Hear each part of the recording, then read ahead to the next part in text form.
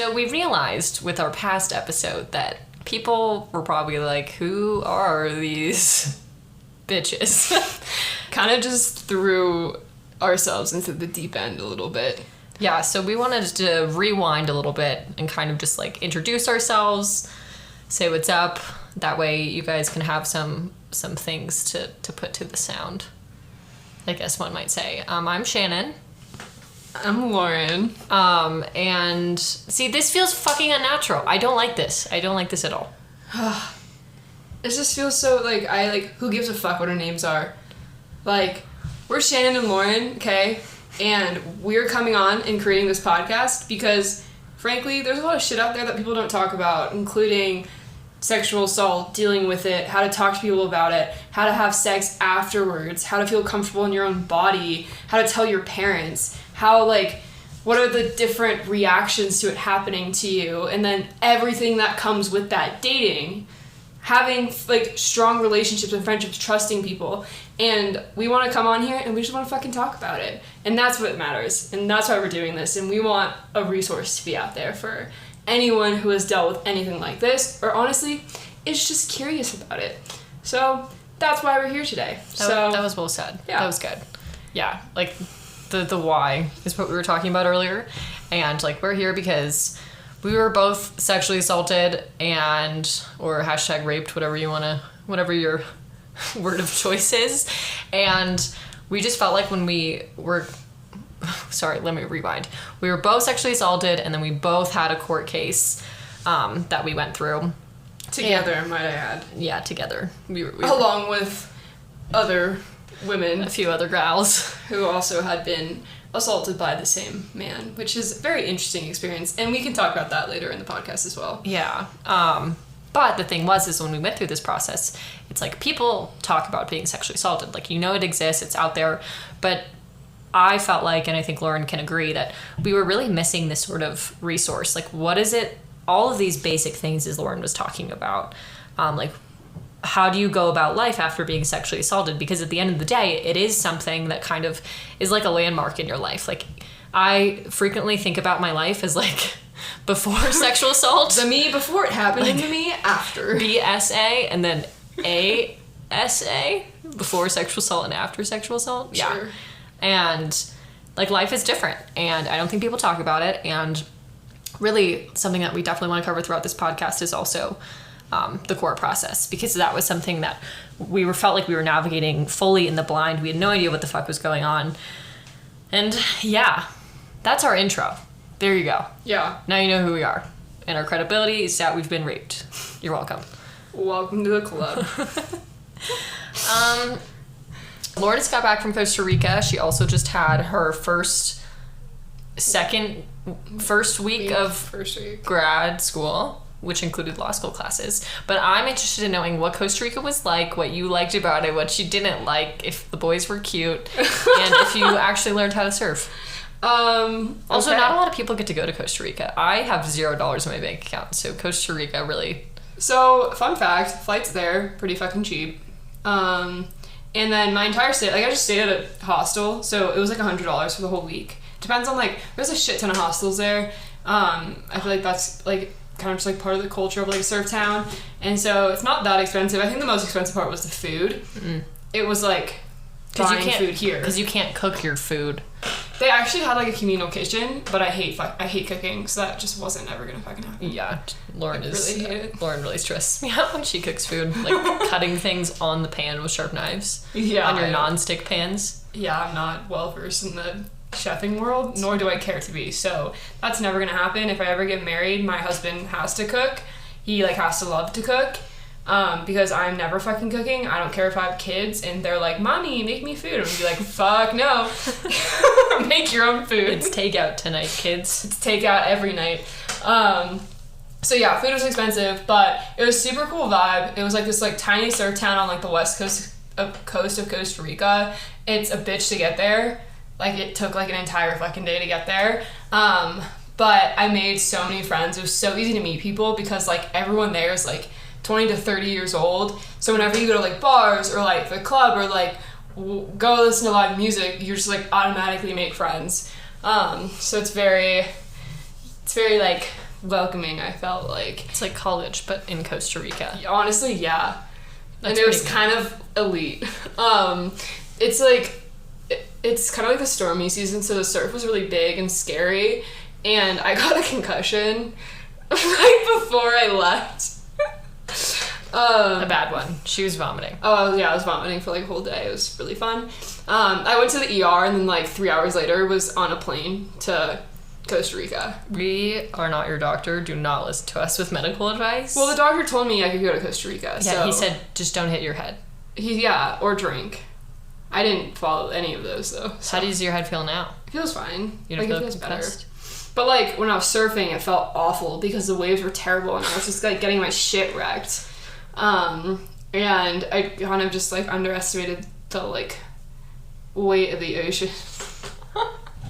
I've only surfed a few times in the past, so like this was a little bit much for me, but it's okay. Being uncomfortable is good for you, unless it kills you, but whatever. Okay. I don't know if being uncomfortable post-concussion is like the right idea, but to each their own. But like with like regards to Costa Rica and trips and stuff, I think like being in like a situationship, it's kind of weird because like the second you like leave the country, like it just, I don't know, like you're not saying, dating anyone, you don't have that like obligation of like, oh, I can't hook up with anyone or flirt with anyone or whatever, but it's like he's moving to Germany. So you're talking about you have a situationship like back home, and then you go to a different country on vacay, and like having a situationship with someone back home is weird because you don't know where your loyalties stand. Yeah. And like he's moving to Germany for a few months, and I have outright been like, hey, the man you're seeing. Yes. Hey, when you leave, like do whatever the fuck you want. Like I don't want to hold you back. Like literally, like do what you want, have fun, whatever. Go to Germany. I don't exist anymore. Basically. Not that I don't exist anymore, but it's like I'm not gonna. This trip existed before we existed. And I'm not gonna like hold you back in any way. I want you to have fun. I want you to have the freedom to do whatever you want. I told him that. He has never said anything like that to me, but like I guess when I went to Costa Rica, I extended myself the same courtesy of like this trip existed before we existed. Like I want to have the freedom to like do whatever I want. If that means talking to guys, great. If that means hooking up with guys, great. I don't particularly need him knowing. Because, like, what the fuck is that going to do except probably, like, make him a little bit sad. But, like, I feel like if I extended him that for his trip, then, like, I should have the right to have that for my trip. And, like, there's a reason I don't want to be in a relationship. And one of the reasons is because, like, I want to have the freedom to, like, fuck other people if I want to.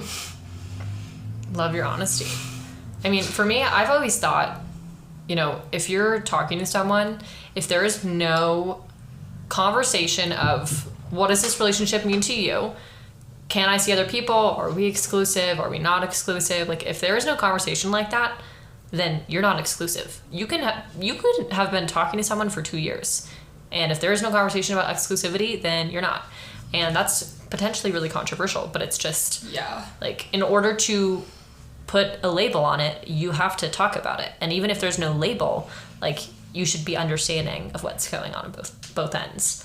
That doesn't mean you won't feel bad or anything necessarily. Like you might potentially have like a guilt if you sleep with someone else, or if you flirt with a guy and you have a situationship with somebody else, but you know. I think okay, I agree. I think the point is more of like, if you really like someone, then you don't want to hook up with other people, you know? And then like that could potentially be seen as like, oh, like I know we're not dating, but like I thought you really liked me, and so you hooking up with someone feels like it undermines the feelings you have towards me, which in my mind, like I don't agree with that. I'm kind of like, sex can be just sex or whatever, especially like if you're on a trip, you know you're never gonna fucking see that person again. Like, so it's like fun. It's like fun, like you leave and like that's that, whatever. You're in this like completely different world surrounded by completely different people. So it has nothing to do with your feelings or your attachment to the person back home. It's just like, I'm just here, I'm gonna have fun. And it's like an accessory to your vacation. Yeah. It's like an excursion. Having sex with side strangers, quest, y'all. having sex with strangers on a vacation is like going on an excursion on a vacation. Okay, but yeah. You do it, it's fun, it's great, and then you just never do it again. Exactly. And also, like, the men in Costa Rica. Well, are they Costa Rican men or okay, are they some just... of them, yeah. But, like, there's also, like European men there. And on my last night there, I was, like, sad that it was my last night. But the hostel I was staying at, like, kind of, like, turns into, like, a club. And they have, like, this huge party on Thursday nights. Like, this is their thing. And I was there. I was, like, hanging out with one of the people that I met at my hostel that I became friends with. And he had become friends with some of these, like, this, like, group of men who were from, like, Barcelona and Italy and stuff. And he met them surfing. They're tan and they have accents. Oh, yes. And so I'm, like, introduced to them, and I'm just, like, talking to them, and then they, like, start buying me drinks, and, like, we're dancing, we're having fun, we, like, go to a club, like, we're just, it's, like, amazing, like, they're just, I literally didn't buy myself one drink this entire night, like, this Italian man is just, like, oh my god. Like, wow. I'm dancing with him, he's, like, buying me fun drinks, like, we're having a great time, and then I had to fucking leave because I'd wake up at 5 a.m. to go to the airport. Boo, lame. So, but it was like stuff like that where you're like, I'm not gonna turn this shit down. This is fun. I feel comfortable. I'm having a great time. Like, it's just, you don't get to have a lot of experiences like that when you're back home. It's true. So you wanna, like, take advantage of that and have fun. I agree. I think it's also, like, if you are in a place that you feel safe with the people you're feeling safe with, then the having fun, like, comes naturally. Like, you're not going to Costa Rica like, oh, I want to have sex with people, I want to do this and that. Like, you just went to surf and, you know, see Costa Rica, have a good time. And what enabled you to have a good time was everyone was super kind and open and all of that. So that's like what you're saying, right? Was that like that? Well, yeah, people were just like, everyone there was awesome. Like, everyone there was just like, had like really, really good vibes to them, which makes sense because you're in a fucking surf town in Costa Rica. People are just like cool as shit and like all do cool things, like all just like want to have fun. And so I think because of that, it just like created like a really cool community, and anyone who's like been to a town like that like would know that it's just like, yeah. I also do think though there is this kind of alternate country aura that happens. Like, everything feels better when you're in Europe or Mexico or Asia or wherever because it's like different. So like everyone seems hotter. It's like when you're in the airport and like like tension with random strangers who really aren't that attractive, but you just think they're hot and you think that there's some sort of like connection between you, but there's not. They're not cute, but it's like the airport. Like, it's this thing of we're traveling and there's this like odd like exploratory aspect to it, and I think in countries that like you're not from, like that you're visiting, kind of have that same aura because everything is different. Everyone is just hotter. Like, different people that are unique are interesting. They're hotter, and it's the same thing when you're in a new place, especially some place where people are shirtless a lot of the time and probably tan. I had a thought. Oh, something I would like to talk about. I don't really get hit on a lot at bars, which I'm okay with. Like, that's fine. I don't really need that in my life. It is kind of fun, I guess, sometimes, but I don't need that. Like, my boyfriend's great. I get lots of attention from him. I'm good. But the other day, we're at the bars. Also, it's only ugly men that ever do hit on me. I don't know why. I guess I just attract ugly men. Not my boyfriend, though. I feel like ugly men just seem to have more confidence sometimes, which is very weird. Odd. Do you think they don't know they're ugly? I don't know. Maybe there's like overcompensating. Ooh, potentially. And they're like, oh, I know that like my looks aren't gonna get me anywhere, but like maybe if I can just like be smooth bold. talk and be bold and confident. Yeah. So, oh yeah, I haven't told you this at all, so this will be fun. Ooh. So I'm standing in line to get a drink, and this man, I hear like a whistle, which like it's a bar, so it's busy, so I don't think it's me. And then I hear a louder whistle, and I turn around, and this man is like looking at me like, yeah, you. And I said, what is going on? And he was like, I bet your daddy whistles at you like that. Actually, my dad is dead. That's literally, yeah. I was like, excuse me? He's like, I bet your daddy whistles at you like that. And I said, actually, not really. He's dead. And he was like saying something. I couldn't really hear him that well. And then, and I was kind of hoping that would just completely like shut him down, just diffuse the situation. Yeah. Gonna shut it down completely, like make things like awkward and uncomfortable. Yeah, and he normally does. Yeah, and he would just be like, "Oh, I'm so sorry. my bad. Like, I just thought you were cute or something. Like, or just fucking stop there. Yeah. Unfortunately, it only encouraged him. And I like was kind of trying to mind my own business, and I was like at the bar area, and like I just turned around, and I'm supposed to get my boyfriend, my friend, and myself a drink, so like 3 drinks. And he comes up and he's like, "Oh, you look like you want whiskey," or something like that. And I was like, "I don't, but my boyfriend would."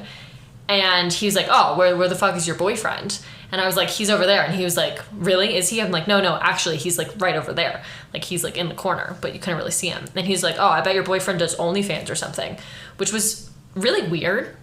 And I just was like, I said something about the company he works for or something.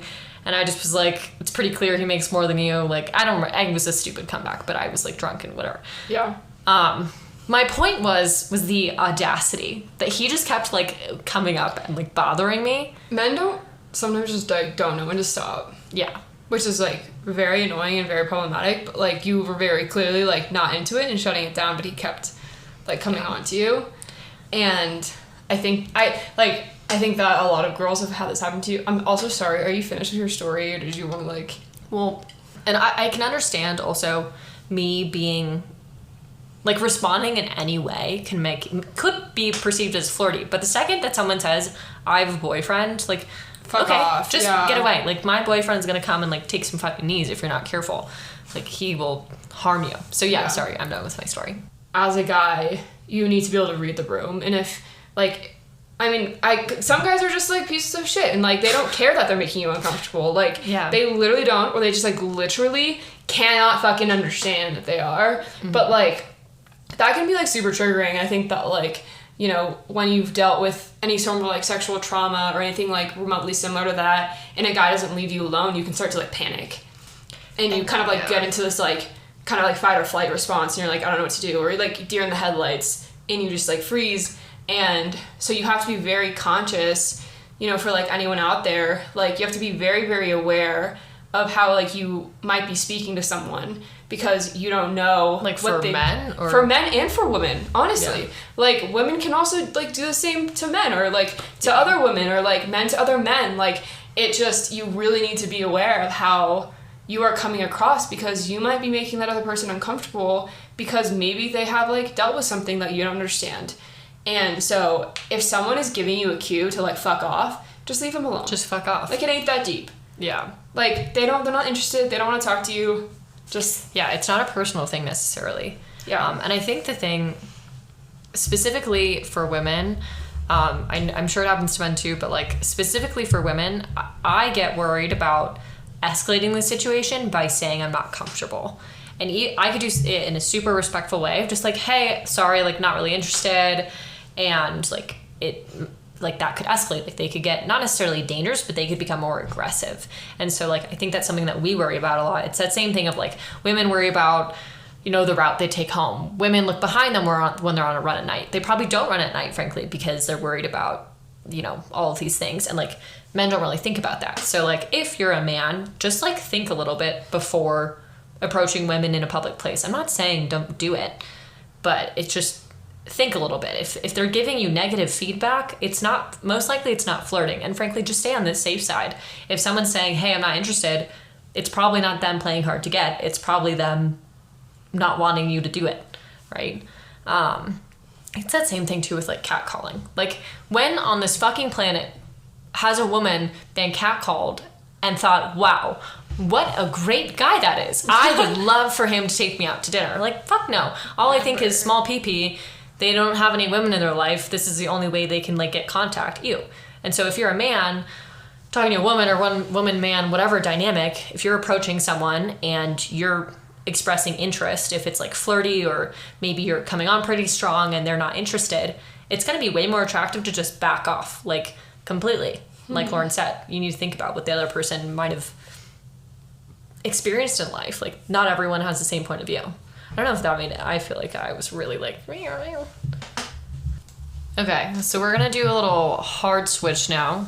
You know, we were just talking about men or aggressing people.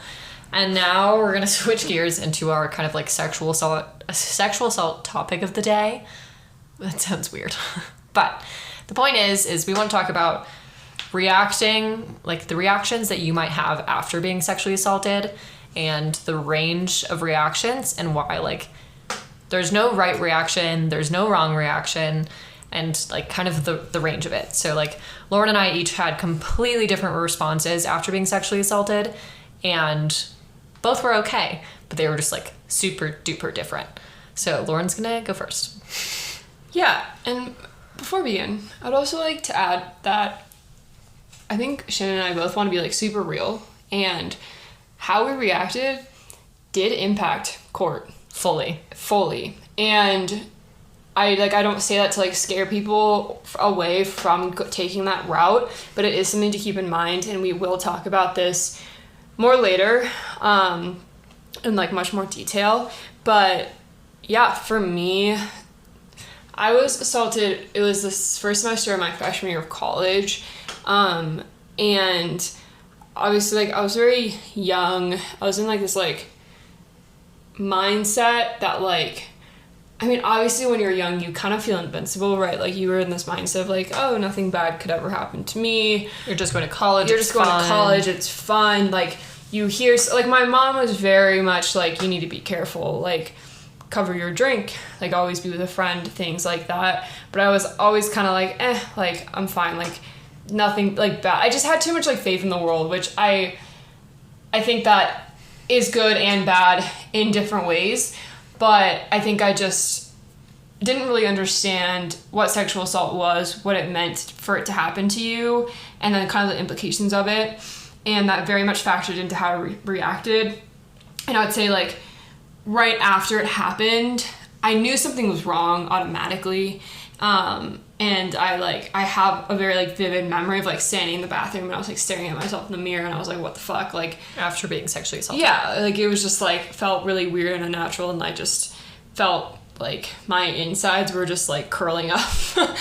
And it was an awful feeling, and kind of the next morning I wanted to just like brush it off. And I was also in a lot of denial. Like I was kind of trying to like justify why it might have happened. I kind of was just like, oh, well, he was having a hard time, so like that's why the he man did who it. had assaulted you. Yeah, like I just definitely was just like in full blown denial. I was like, no, like it was fine, everything's fine, I'm fine, everything's fine. And so I didn't tell anyone, and I just like kept it to myself. I like saw Shannon the next day, and like I said absolutely fucking nothing. Like nothing about it. Like yeah. I couldn't have, like I felt like I was really prying for answers because the man that had assaulted you, like we knew he was at the house. Like my parents were in the house, I was in the house, and like I knew he was there really late. There wasn't a thought, like I never would have known until now, obviously. Because you were so, like, Joe Cool. Like, I had asked you, like, what happened? What happened? Did you guys talk? Like, what happened? How was he? And you were like, nope, we just, like, talked. It was fine. Like, it was super quiet, super buttoned up. It was very clear you didn't want to talk about it, but I had pushed so much and tried to pry so much, and you didn't say anything, so I just assumed, like, oh, everything was fine. Yeah. And I think that, like, part of it, too, right, is that we were at your house. We were at your parents' house, and they're very like anti-sex before marriage and like all that type of stuff. So I kind of figured if I did face this and I came to terms with it and I said something, that what if I got like blamed for it or something like that, which is so fucked up, right? Like you want to believe that your family is gonna believe you and trust you and what you say, but I think that society just naturally places a lot of blame on I hate using the word victims, but it like in this case I'm gonna use the word victim just because like when it's happening there is something bad happening to you, and so I think that there's just like so much blame automatically placed, and like even through like any sort of process you go through, right? It's like, well, were you drinking? Who fucking cares? Who gives a shit if I was drinking? Someone raped me. Like, things like that, right? Like, oh, you were wearing a short skirt. Oh, you were wearing a small top. Like, oh, you didn't tell him no. You didn't try to push him off of you. So all then those it must things, be. like, society, instead of trying to, like, support and back up victims, just automatically tries to find faults in their story to prove that they're lying. Which is, like, obviously, like, we just live in a misogynistic society, and that's what people do. And so I think I was, like, automatically just, like, scared of that happening. And so I didn't, like, I didn't want to say anything, and I didn't want to risk that happening. I didn't want to risk getting in trouble. And frankly, it was valid. Like, I think my parents are like lovely people. Also, to backtrack, if you didn't listen to our first episode, Lauren and I are cousins, and she went to school like an hour away from my house, so she would just come and like stay sometimes for the weekends. But like, although my parents are really kind people, they do like assault and rape and something was something that had never been talked about with them. And I do think my mom in particular, like, I can totally see why you would have thought that she would blame it on you, because frankly, like, when I told my mom, she blamed it on me, like, and that sucks. So my mom probably would have thought like, oh, you were raped, or did you have sex and you're just saying you were raped? Yeah. Like, and that's so sad to say. Like, I love my mom, but I totally understand why. Also, sorry, this is like a brief interruption in your story, but another thing about like misogynistic society, I do want to say, I think there are a fair amount of what is it called? False accusations that are happening nowadays. The hard thing about sexual assault and trial is that usually there's only two people. Oh, sorry. Sorry, can I pause you there? Yeah. I also, like, when you're saying that, before you continue, I just want to say that, like, false accusations are more publicized in the media. Yeah. So that is why I think that plays a huge role in why people might assume, like, oh, she's like accusing someone of this, oh, she must be lying because like that woman 2 months ago in the news was lying. Right. Like, it's just more publicized than when like someone's actually telling the truth. And I think that's also a huge fucking problem, is that like we're advertising the wrong stories. Mm-hmm. And also those people that the 4%, I think it is, it's like very tiny that have the false accusations. Yeah, it's like they are like screwing it up for everyone else. For everyone else that's actually been assaulted. Yeah. And that's how I always feel, and it's really frustrating because it's like you invalidate the stories of those who went through this because you have personal gain or whatever. And like Lauren said, it is a small percentage that has false accusation. Just because someone doesn't get convicted for their crimes, that doesn't mean it was a false accusation. It just means it wasn't able to be proven beyond a reasonable doubt. But like the stories in the media that do tend to be like sometimes with celebrities, sometimes with not celebrities, those stories are the ones that I fucked up. The stories that are published in the media do tend to are sometimes false accusations, and so therefore it's invalidating. And they're loud, right? They're super loud. It just is like noise, and people fucking listen to it, and it's like really heartbreaking, and it does make things like very frustrating and if very hard. Yeah, and if you're seeing that stuff on the news and you've never been sexually assaulted or anything, like that would be confusing. I'd be like, okay, everyone is all of a sudden out of nowhere saying that they've been sexually assaulted like 10, 20, 30 years ago.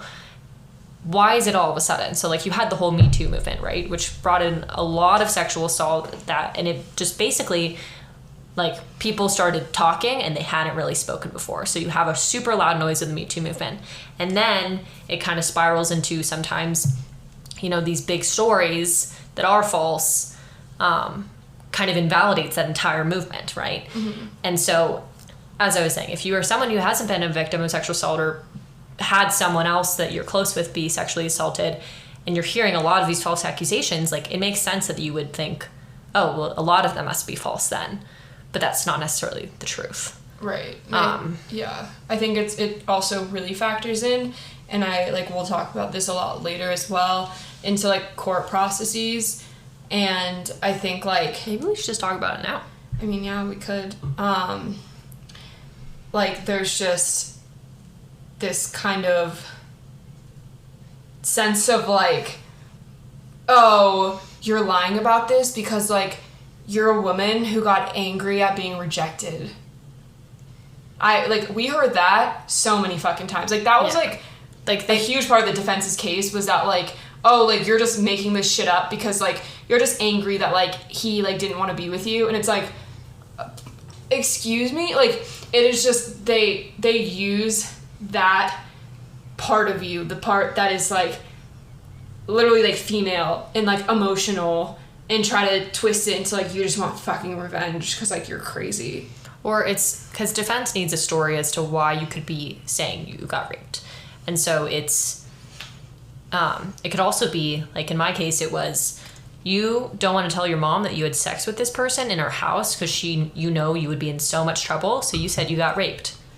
Like, yeah, you know, and for, frankly, your reaction, like not telling anybody and being afraid, and partly because, you know, you were worried how my parents would react, was the exact thing the defense used. They said it didn't happen because you didn't tell anyone about it. Yeah, so, like, my response, like, totally fucked me in the ass, because... Cheers. Because, like, they were literally like, well, you didn't tell anyone, so... It must not be real. You, like, and I was just like, okay, like, seriously? And they're like, you, like, lied, you whatever. And I was just sitting there, and I'm like... Clearly, none of y'all have been through, like, some sort of fucked up shit where you just cannot fucking talk about it. And the fact that was, like, used against me it's, like, very heartbreaking, and it's very hard, and it's not fun. But I knew that they were going to do that, you know, and I prepared for that, and I was, like, honestly ready for that, and I feel like I killed my testimony, and, like, in a positive way. Yeah, like, in a positive way. Positive killing. And... And when they, like, came at me with the, like, well, you just kept your mouth shut and didn't say anything, so it must not be true, I had really great reasons for why I did what I did. But it was hard because it does then make it feel like my response was wrong. And I think sitting here, like, we want to tell the world that that's not true. Like, I had to deal with this in the way that, like, made sense for me. And for me, like, I really needed time to process it and come to terms with it. So I just, like... I kept quiet. I kept it to myself. I went to therapy. I worked through it a lot in therapy before I told anyone, and, like, that's what I needed. And that doesn't make that wrong. Just because some piece of shit lawyer tried to, like, tell me that it, you know, undermines my entire story, that doesn't mean what they're saying is right. Could you talk about the first time you actually spoke out loud that you had been sexually assaulted? Like, what was that like? What was it like you coming to the realization of... Oh, like, because you can, like, internally, like, with your therapist, me too, maybe, because, like, in your head, you can recognize I've been sexually assaulted, and your brain can do a pretty solid job protecting it, and, like, you know it's sexual assault deep down, but you can bury it so hard that you never really have to come to terms with it, and you can just live life like that. Like, yeah. I know people that have been sexually assaulted, you know, 30 years ago, and they're like, well, I had sex, but I said no, but, like, it was totally consensual. And I'm like, no, you were assaulted. Like, that's assault. And they're like, no. And they've just kind of lived in bliss because their brain has protected them. So what was it like saying it out loud and really coming to terms with that? Yeah, I mean, I think that initially it was kind of definitely, like, a protection mechanism, and you try to, like I said earlier, like, justify it, or, oh, well, I said no, but maybe I didn't say it loud enough, whatever it might be. And when, like, I came, like, face to face with it, I was in therapy. I had been very, very depressed. I had dropped out of school. This was... Dropped out of college. College. This was the second semester of my freshman year. I dropped out of college. Like, I was just, like, I couldn't function. I didn't, quote unquote, I didn't know why, you know? And so I went home, and I was, like, just basically doing, like, therapy, like, all week long.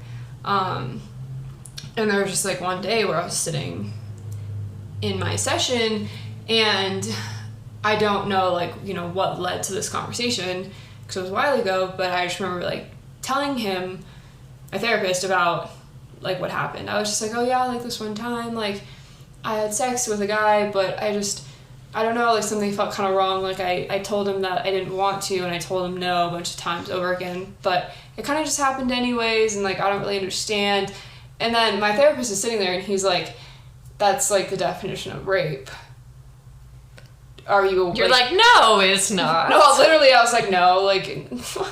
But he was like, no, like, let's talk about this, you know? So, like, we, like, talked about it, and he was like, you don't want to, like, press charges? And, like, I was like... oh no, like, I can't do that, like, I can't do that. And it was kind of just, like, I think even though I had said it out loud and I was able to, like, internalize it more, I was still, like, kind of distant from it, you know, like, like, I kind of had, like, dissociated a little bit from that reality that happened to me, and I think that happens a lot. I know me and Shannon both have dealt with that, especially going through the court process. And it's a coping mechanism, right? Like, I think, like, I just pulled myself so far away from that memory that, like, doing anything about it was just, like, oh, I don't need to. Like, that's so whatever. Yeah, and it's easier to disconnect than to work through. Exactly, and it really is, and, like, it's really hard to work through trauma and to, like, go into a healing process. Like, that shit is hard and it's tiring. You have to come face to face with what happened to you, and clearly, like, I just wasn't in a place where I thought I was ready to. Right. But I think that was, like, really the first step of me, like, acknowledging that it happened to me and being like, okay, you know what, this is a part of my life and it's part of my story. I don't really know what it means for me right now, but, like, the fact that I was able to have a conversation about it was a very big win for my personal growth and my personal healing process, I would say. So it was kind of empowering almost. First scary and then maybe empowering? I think that empowering is an interesting word when it comes to this stuff, because I think that, like, I think I personally, I can't speak for you, but I got through everything we went through because I was able to empower myself in a certain way. I think that accepting your story is empowering, but it's also heartbreaking. And it can also lead to a lot of, like, oh, like, what did I do wrong? Did I do something wrong? Like, is, like, you start to place blame on yourself in some ways, especially early on. Mm-hmm. So even though eventually it does become empowering, I think in the moment it's like, oh, like, am I weak? Mm-hmm. Am I, like, is there, like, something wrong with me? Like, I don't, like, that's kind of that initial response, I'd say. I also think if you're someone who, like, does a lot or has achieved a lot in life or is, like, a generally active person, when all of a sudden, like, you can't get out of bed, you can't brush your teeth, you're not eating, and you're like, I don't know what's going on, like, that realization alone, I think, is really challenging as well. Yeah. Because you just feel broken.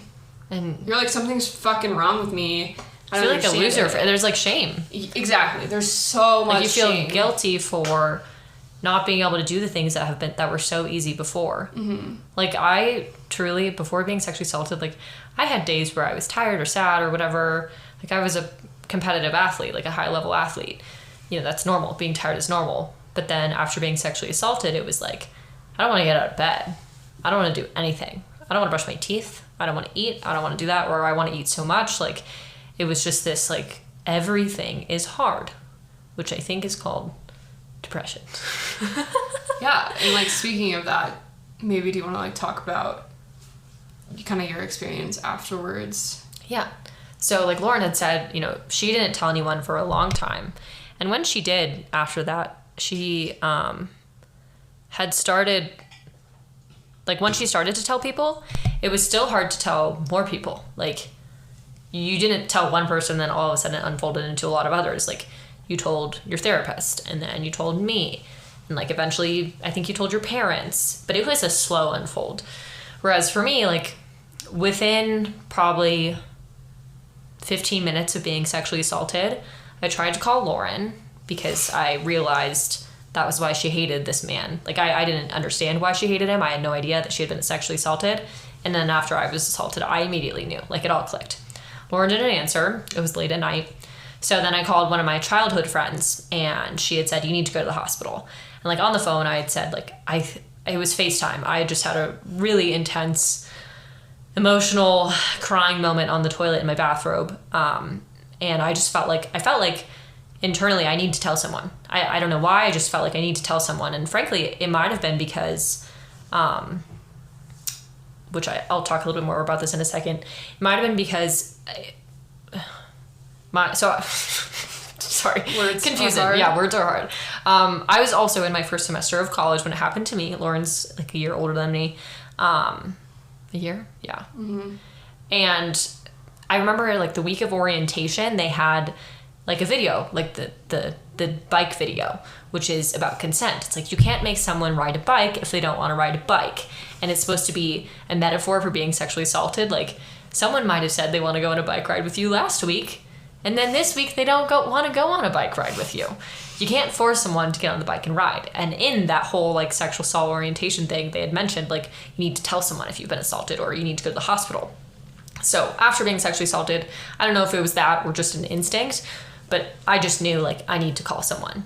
And I called my friend and I said, I think I was raped. Like, this is what happened. And I was really distraught, like very, very disheveled. But I remember my words were like, I think I was raped. And she said, you need to go to the hospital. And so she was out of town. So I called someone that I knew that was in town, a close friend of mine. And she was spending the night with another one of my friends. So, you know, I've called Lauren, she didn't answer. But I talked to one person.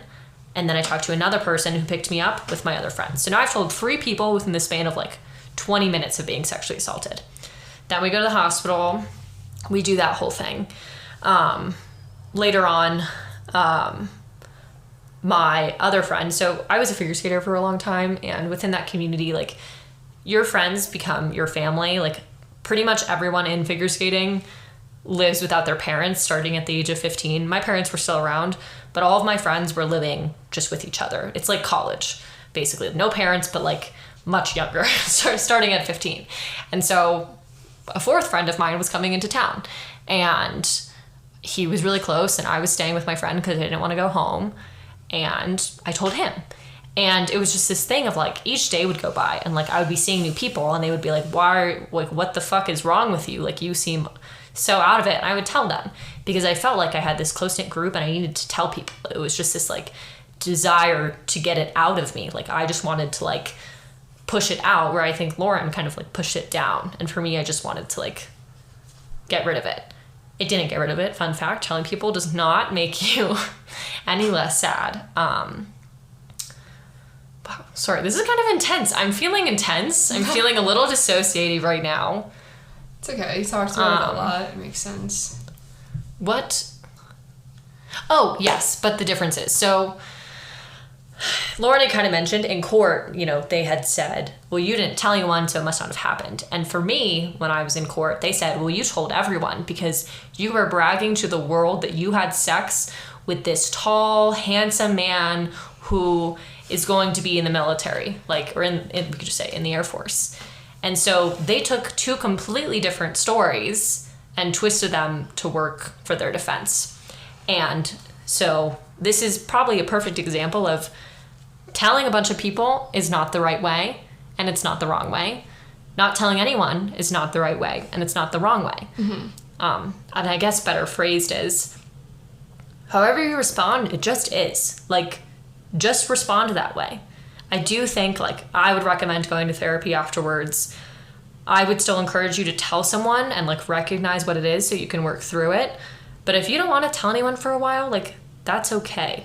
Because, frankly, regardless, if you go to court, it's going to bite you in the ass anyways, so you might as well react whatever feels natural to you. Mm-hmm. And that's not to say, like, oh, you shouldn't go to court or you shouldn't tell your story.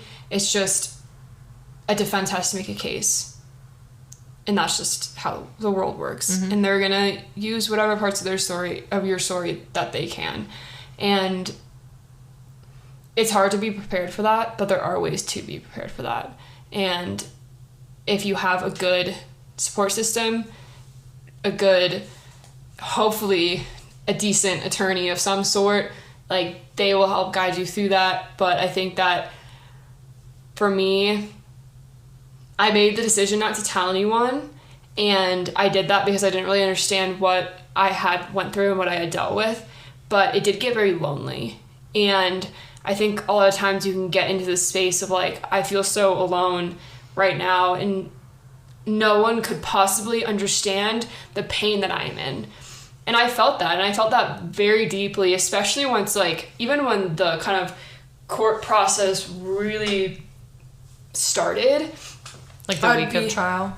Even, like, leading up to that and things like that, like, I'd be at school and I didn't tell any of my close friends because I was just like, what the fuck is the point? Like, they don't get it. Like, they're not going to understand.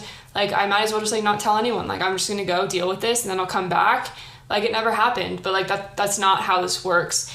And I do think that there is a very, very, very powerful thing to sitting down with the people that you trust and that you're close to and saying, hey, this thing happened to me. This is what I'm dealing with right now.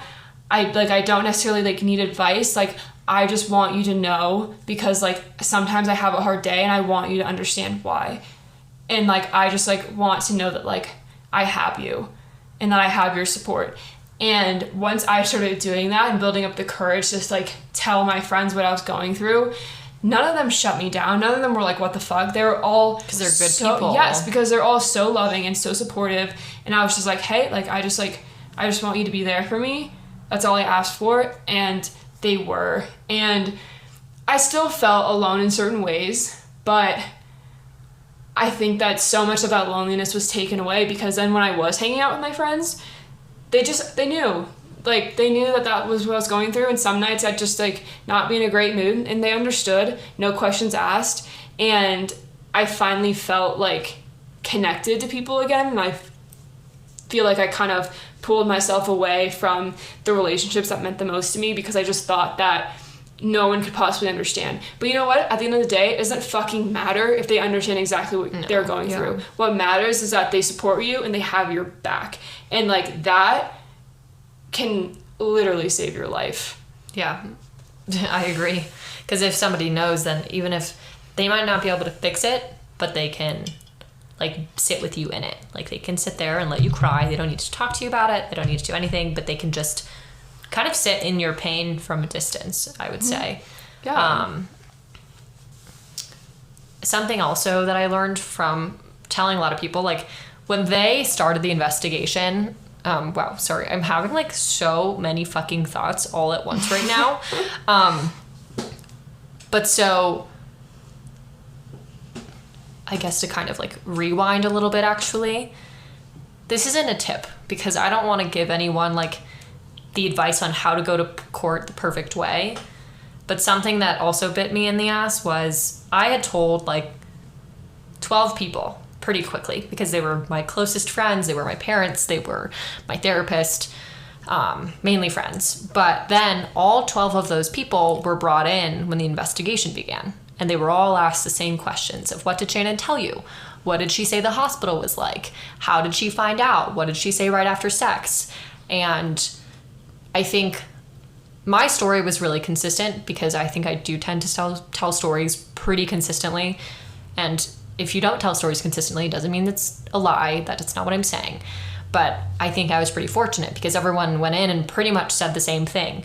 But even the, like, super minute details about what I said, like, right after being raped were kind of used against me in court. And so it just was like, wow, I'm so glad I had this great support system. But also, if I tell all these people and something is wrong, and if you have, like, super big discrepancies in those stories, yeah, it's hearsay once they go in, but it doesn't mean that it's not going to be used against you. So that was one of my thoughts. The other one was, from telling so many people, I also learned how many people have been sexually assaulted. Yeah. I had a friend, the friend who actually drove me to the hospital that night, and I think it was, like, that week after being sexually assaulted, she had started having dreams about, like, being molested when she was a kid. Oh, that's what being molested is. It's a child thing. But she, like, remembered being molested that next week, like, through her entire childhood, which is horrible. But it, like, unlocked these memories. And so there was that. And then there's also just these people that you would never think have been sexually assaulted. And then you can, like, really talk to them about it. Like, I talked to my sophomore year college roommate after, and, like, you would just be surprised how many people have been affected by this. And although it's incredibly sad, I always say it's like you're a part of this really not so exclusive club where everyone has a slightly different experience, but you can all relate on, like, some level. Like, cheers, welcome to the Sexual Assault Club. This shit sucks, but there's so many of us, and, like, we're all in it together, whether you know it or not. Yeah. Definitely talking, communicating, it makes you realize that you're not alone in these experiences, and that's a pretty powerful feeling. So if you take anything away from this episode, it's just that, you know, do what feels right for you. But if you are feeling lonely or nervous or scared to come forward, have a conversation like this with one of your closest friends, I promise you, you're going to feel like a weight has been lifted off of you in a way. And someone else can also help carry that sometimes, and that is okay. Yeah. But also, like, tell the right people. Like, if Yes. you are in a group of friends who really, like, you never talk about emotional things, I would try to find someone that you can confide in. It might be someone who's on, like, it might be someone you don't see every day or every week, but it's someone you can get deep with. Like, you know, we were talking about this on the last episode. Like, being close to someone's vulnerability is a luxury. And so, like, this information about being sexually assaulted is something that I do believe it's healthy to share, like it was saying, or we believe that it's healthy and good to share. But think about who you're sharing it with, because also if you do talk to someone and they have a horrible reaction, it's gonna fucking blow. But also, you just realize they're not your real fucking friend. Yeah. Fuck them. Yeah. Fuck them. That was, like, pretty deep. I felt like that was kind of heavy. How are you feeling? It was heavy. So, you know, go drink a fucking glass of wine. Or a bottle. I don't know. To each their own. Shannon's opening up another kombucha, which is fucking nasty, but you know. Oh my god. ASMR's gonna be so Oh my god, stop.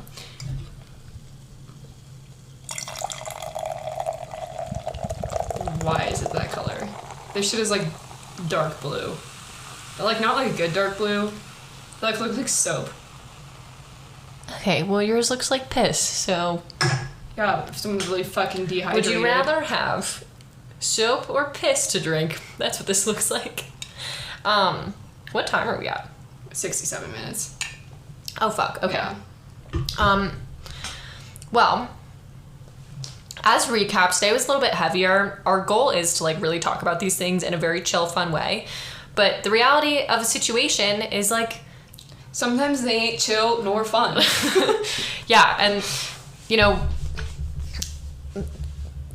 I literally, like, the brain is not activating. Like, I think that was actually a lot more than I was anticipating today. Yeah, sorry, wrap it up. let's wrap this shit up. Thank you so much for listening to our podcast called What They Don't Say, Good Sexual job. Assault and everything in between. I hope you guys enjoyed it. I hope it was helpful. Remember, regardless of how you respond to being sexually assaulted, there is no right or wrong way. We do recommend talking to people about it. It will be used against you in court, so just do what you feel is best. Anything, literally anything you do, you breathe wrong, they'll somehow... They'll fuck you. Just like, we'll talk about that more later. We'll talk about how to prep for court more later. But until then, thank you for listening, and tune in And we next appreciate week. you. And you're doing great. You're killing it. Whether you think... If you Okay, didn't get shut out of the bed fuck up. today, you're All right, doing... Okay, yeah, sorry, shit's Lauren. done. Okay, we're done. All right, cheers. Cheers.